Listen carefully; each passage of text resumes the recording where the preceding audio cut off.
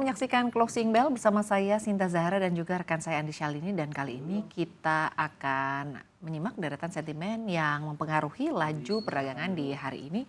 Dan kalau kita review di sepanjang hari ini, IHSG geraknya memang cenderung datar dengan volatilitas yang moderat saja, dan pada saat dibuka indeks sebetulnya naik ke level tertinggi di 8.553, tetapi tidak lama muncul tekanan jual yang membuat IHSG turun ke 8.493. Jadi kalau dilihat nih sebetulnya pelaku pasar sempat melakukan profit taking ya saya di perdagangan hari ini. Iya, memang kalau kita lihat masuk pertengahan sesi IHSG mulai sideways di kisaran 8.510 sampai di 8.525 ya Sinta. Artinya pasar memang ini sedang menunggu arah nih.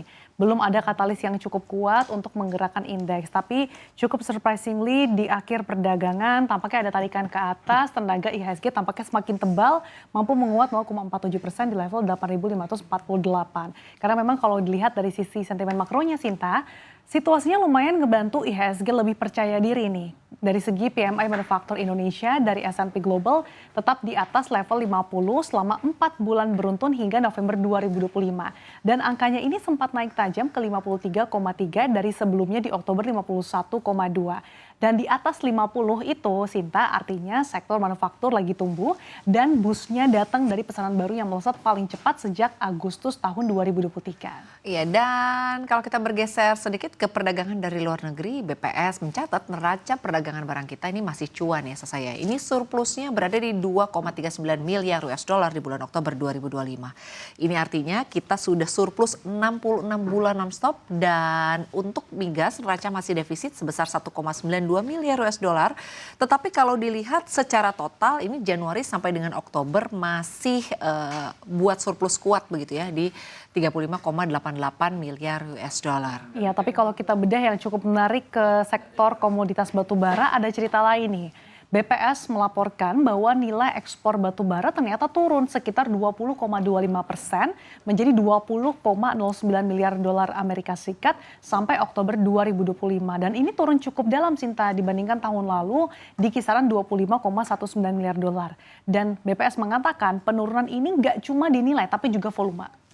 Iya, dan turunnya volume juga terasa, di mana volume ekspor batu bara turun 4,1% menjadi 320,47 juta ton per Oktober 2025.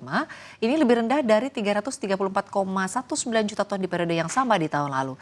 Jadi memang kinerja batu bara untuk di akhir tahun ini atau di sepanjang tahun ini sebetulnya memang kurang greget begitu ya, seiring dengan juga memang permintaan yang melemah Sasa. Iya, kalau kita beralih ke sentimen berikutnya, data inflasi pada hari ini kabarnya sebetulnya sedikit agak lebih adem gitu ya. Inflasi pada November 2025 turun menjadi 0,17% secara month-to-month dari 0,28%. Dan secara tahunan ini juga turun tipis ke level 2,72% dari sebelumnya di Oktober 2,86%. Nah, pendorong utamanya ini masih sama, yaitu harga emas perhiasan yang tetap merangkak naik Sinta. Ya, dan emas perhiasan ini memang tidak kendor-kendor begitu ya. Harganya 27 bulan berturut-turut nih sudah memberikan inflasi atau andil ke inflasi khususnya di kelompok perawatan pribadi dan juga jasa lainnya. Jadi meskipun inflasi turun tapi tekanan dari emas ini masih cukup konsisten muncul. Baik kalau kita lihat emas memang terus merangkak naik ya saya, walaupun sempat terkoreksi tapi koreksinya tipis saja. Nah, kalau di tengah rupiah yang merangkak naik berkebalikan nih dengan performa rupiah yang sepanjang tahun berjalan, rupiah ternyata masih dalam tekanan terhadap dolar Amerika Serikat dan juga banyak mata uang di Asia. Kalau kita mengacu data definitif bahwa rupiah ini sudah melemah terhadap mata uang Timur Tengah, Asia Tengah hingga ASEAN, bahkan kalau kita lihat persaingan regional ini semakin ketat. Jadi memang bukan cuma soal dolar Amerika Serikat yang kuat, kalau secara year to date rupiah sudah melemah sekitar 3,38% Sinta. Ya, meski demikian ada potensi rupiah menguat dalam waktu dekat. Harapannya berasal dari ekspektasi pemangkasan suku bunga The Fed di bulan Desember 2025. Apalagi muncul isu penggantian Jerome Powell oleh Kevin Hassett yang lebih dovish, jadi ada sedikit angin segar untuk rupiah. Dan terima kasih Andi Syalini untuk ulasannya. Disclaimer on, ini seluruh keputusan investasi ada di tangan Anda. Tinjau ulang kembali fundamentalnya, lagi-lagi begitu ya. Kalau kita berbicara mengenai investasi, sebetulnya kita harus sadar betul profil risiko kita seperti apa.